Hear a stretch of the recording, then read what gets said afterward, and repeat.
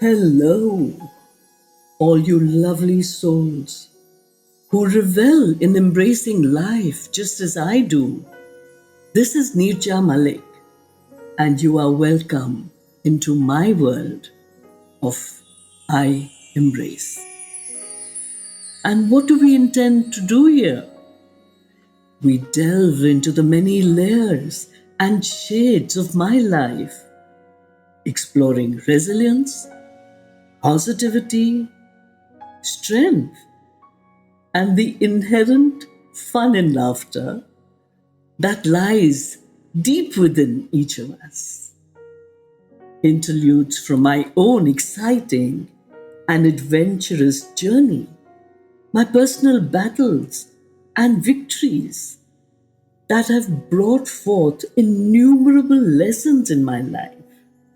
It is these learnings that I place on a golden platter with utmost humility for your personal consumption.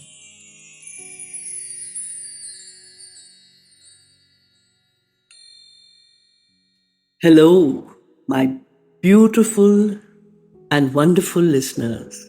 It is such a pleasure to come back to this awesome space where I just have to shut my eyes and visualize that I'm personally connected to each and every one of you as I share my life's journey. So we were talking about chemotherapy and the fact that it impartially destroys both the good cells and the bad cells without discrimination. It is the good cells that help raise one's immunity. And when they get destroyed, it makes us vulnerable and open to any possible infection. But let me tell you, it was just a matter of time before I swung this malignant disease back into the universe. On the operating table in Mumbai, the doctor removed not only the lump from my breast, but also 21 nodes from my armpit, of which, by the way, 9 were malignant. Now, what did these nodes do? They acted like sentinels or soldiers, and in fact, successfully arrested the cancer in the armpit itself. They performed a lumpectomy and not a mastectomy, which would have involved the removal of the entire breast. Now, I just want to make a point which perhaps I have made before, but I'll make it again. Because if the doctor doesn't ask the patient, what would you like me to do? Would you like me to do a lumpectomy or a mastectomy? What does it mean? It means that he is not giving you a choice. It means that he knows his job and that the location of the lump is very close to the wall of the chest. There is not enough margin for him to just remove the lump, which is called a lumpectomy. So if the doctor gives you a choice of what would you like, do you want a mastectomy, which means the removal of the entire breast, or a lumpectomy, I would lean very, very vehemently towards a lumpectomy. And why would I do that? Because when you get a lumpectomy done, the wound is lesser, the cut is lesser, and therefore healing is quicker as opposed to the entire breast removal. So they performed a lumpectomy and not a mastectomy, which would have involved the removal of the entire breast. Life began to gradually sail back to my conventional existence. And I was happy being my good old footloose and fancy-free self, with one wondrous difference: a passionate desire to be by the side of every cancer patient, counseling them to not only merely thinking of fighting the disease, but facing it and conquering it as true blooded warriors, leaving no room for any other thought. This passionate drive eventually helped me reach out to several cancer patients into whom I could enthuse the spirit of a samurai born to win. But as fate would have it, history was about to repeat itself once more. On the night of November 17th, 2004, I happened to turn over to sleep on my stomach, something I hadn't done since my last surgery, as I was supposed to sleep only on my back. God and the universe, most often, have unusual ways of communication. Or else, why would I, out of the blue, want to sleep on my front? While lying so, I suddenly felt a peculiar, though familiar, discomfort in my breast. I slowly rose up on my hands like a snake. You remember the cobra pose? And felt the area where I had experienced the uneasiness. And sure enough, I felt a lump. The following day, it was once again diagnosed as cancer. So the first time in 1998, it was the left breast. And the second time in 2004, it was the right breast. Another point that I would like to bring up here, I will digress, is that when I went to Bombay, I wanted to get a mastectomy done. I remember getting down on my knees and telling my doctor, please do me a mastectomy. I will repeat here what I said then, that not enough research has been done to prove that if a lump is removed in the form of a lumpectomy from one breast, the rest of the breast is open to getting cancer again. So please do keep this important point in mind, and that is why it is better to go in for a lumpectomy than a mastectomy, considering that there is a good margin and considering that it can be removed as you would a bad bit on the upper layer of an apple, which you scoop out of the knife and chuck it. In that point of time, I had already started counseling patients from the time I had been diagnosed the first. So from December of 1998, I had started counseling patients automatically because my uncle had said, a friend has come, please go and meet him. He's feeling very low in your hospital. One of those patients that I was talking to and counseling turned to me and said, prior to the second diagnosis, you've already gone through cancer once. What if it recurred? How would you handle it? I think I was quite taken aback. But I replied without much ado, I had hurled it back into the universe, and I will do so once more. You all have heard stories of me conquering cancer, but I guess you will then actually see me facing it once again. Did I put it into the universe? Did that patient activate a series of events so that people could in actuality see me go through it once while I was still counseling patients? So there it was. Time for another conquering feat. I was absolutely ready this time. This cancerous growth, please remember, wasn't a spread of the first invasion. It was a second primary one. So many years later, if cancer recurs in another part of the body, then it doesn't become a secondary to the primary lump, but it becomes a second primary. So this is what happened the second time. Many moons later, between 1998 and 2004, I was absolutely free of cancer.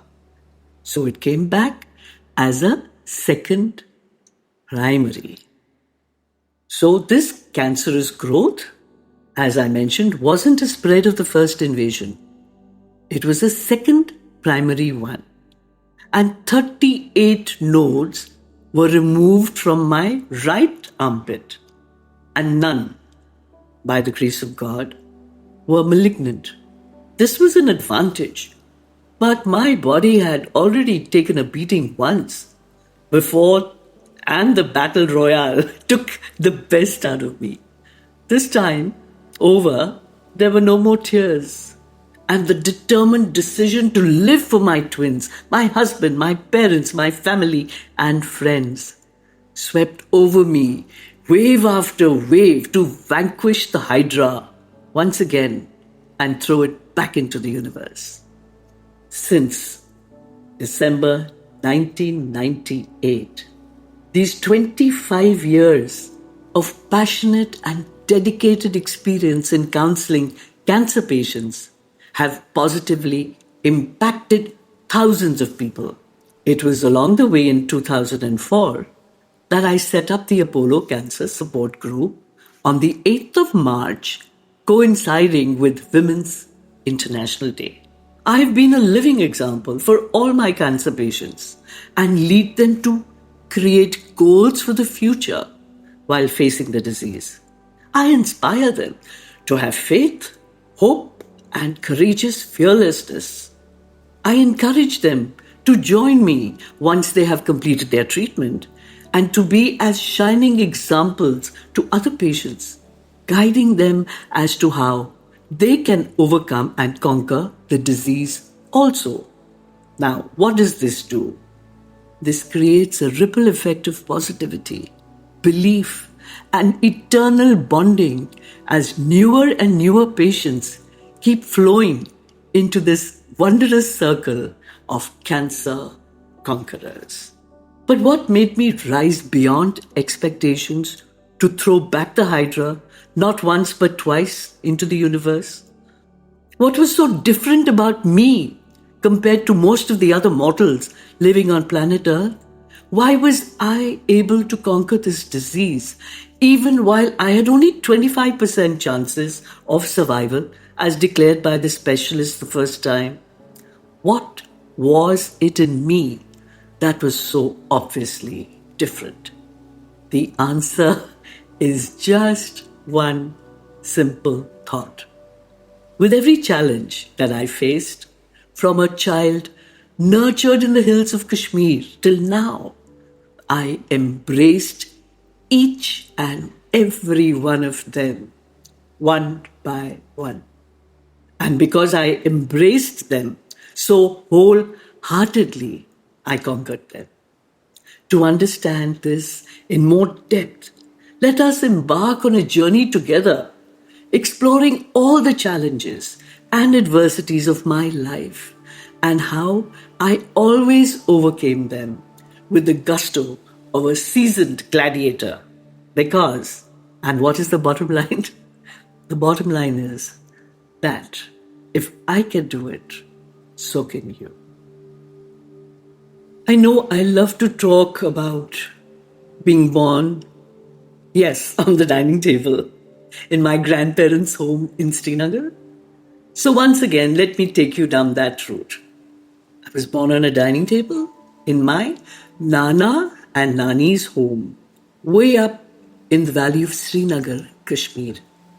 And guess where I was conceived? Yes, I know that too. I was conceived in Kunur, a small hill station in the Nilgiris, down south of India. My eyes opened blissfully to a world I couldn't possibly decipher for that moment at the foot of the mighty Himalayan range. And it wouldn't be impertinent to mention here that by virtue of being born on a dining table, I was quite literally born a foodie. So whenever I was chided for my gastronomical excesses by my mother, I would simply questioningly counter with a touch of innocence, "Ma, who told you to give birth to me on a dining table? Because what do you do on a dining table?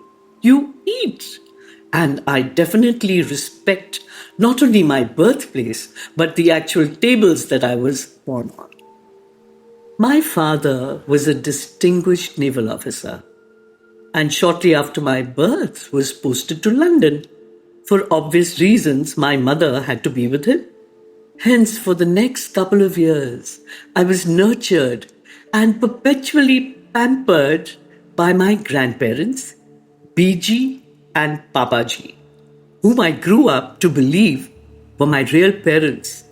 And therefore, by default, I refer to all my aunts as Didi or older sister. In fact, people wonder if I have an identity crisis because they can't understand why I'm calling my masis or chitis my didis. I was specially very attached to my grandmother, more as a daughter than a granddaughter. After the party thrown to celebrate my mother's return from London, I questioned BG as to why this auntie hadn't gone home though all the guests had departed, impervious to the fact that this auntie was actually the one who had conceived and nurtured me in her womb. But there was one other attachment which was destined to bloom steadily over the years and end most traumatically, posing one of the earliest inconceivable challenges in my life. She was Anuradha Rao, or endearingly called Papu. And who is Papu? Papu was BG's youngest daughter, and she was a mere 5 years older than me. Her biggest predicament was that while she had reigned supremely in the limelight of love and affection from all quarters of the family, as the youngest of them all, I had made a sudden entry into her blessed world, shifting the limelight not only just by a few notches, but the entire beam onto myself.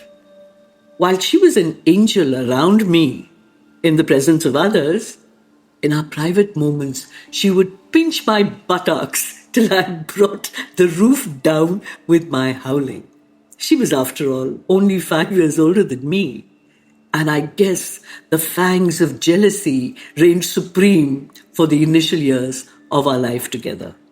But as time flew by, we became the best of friends and the closest of sisters, even though, in actuality, she was my aunt.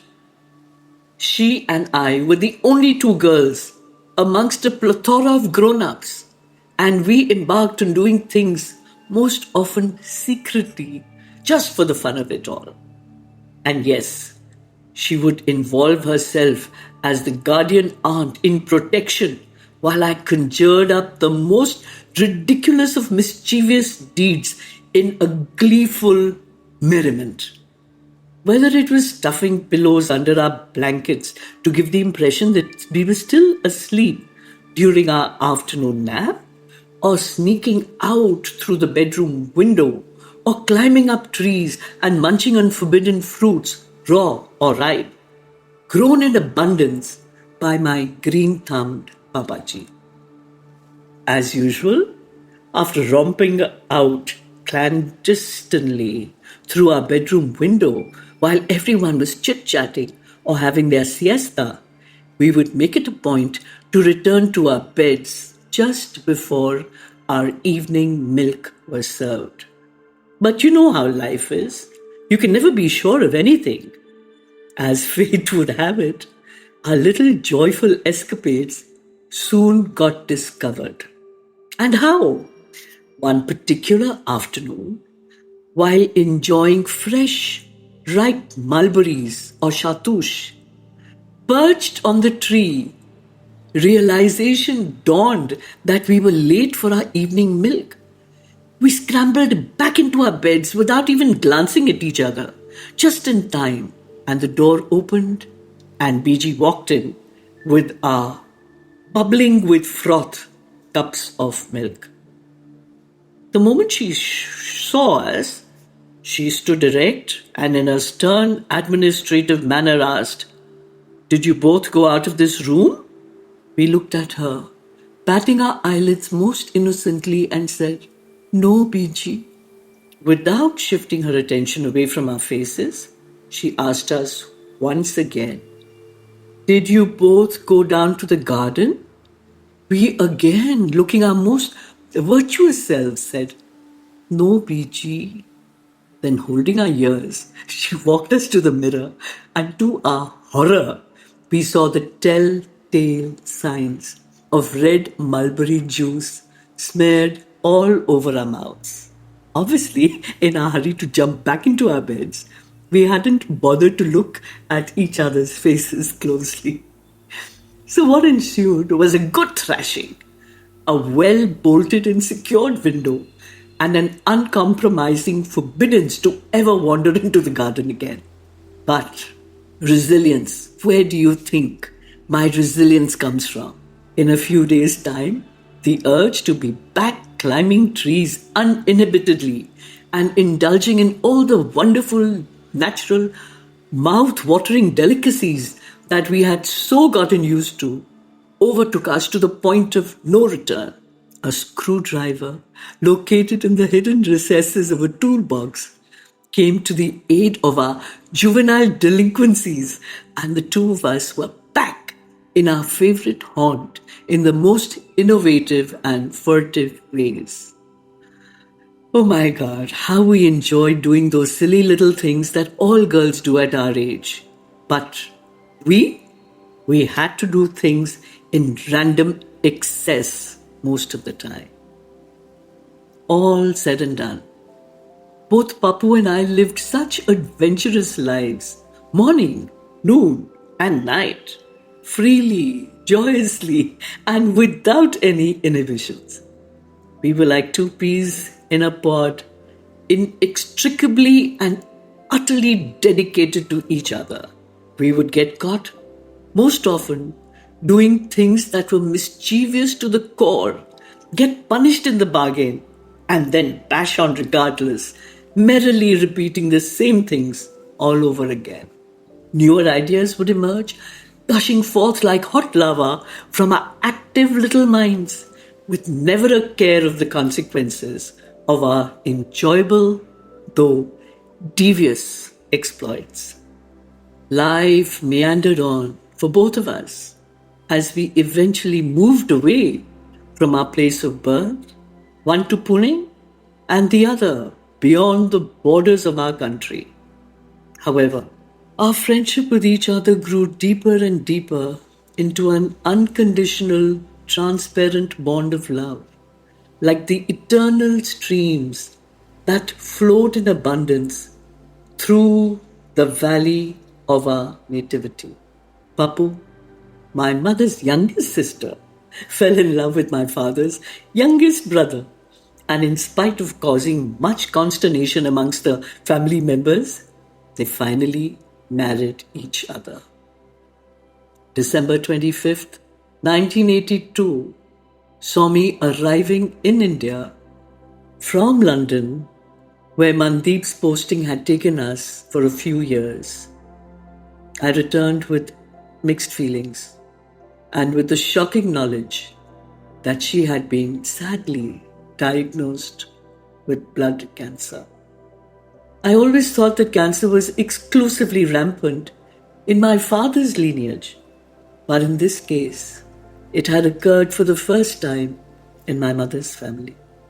Whenever the chemo nurse tried to locate the veins in her arms unsuccessfully, Papu would cry in agony because of the constant pricking of the needle. I would purposely hold her arm and support her from behind so that she didn't see the tears flowing silently and incessantly down my face. All these wonderful years of unconditional love and togetherness planted a seed in my mind. There and then, I decided to visit the Vaishno Devi temple up in the Himalayas to entreat the goddess to cure her.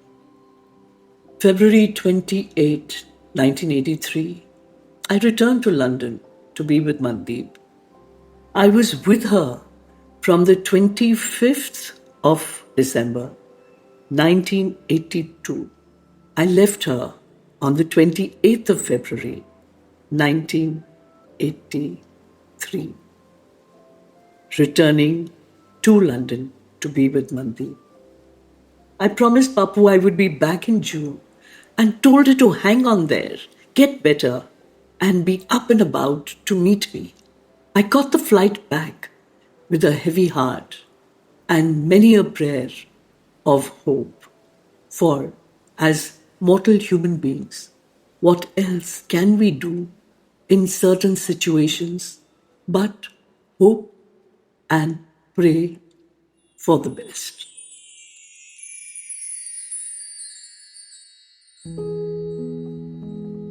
I Embrace isn't just about my journey of conquering cancer.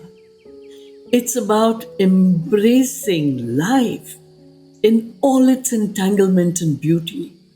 Remember, in this journey of life, you are never alone. And I need to thank you for becoming a part of this inspiring journey.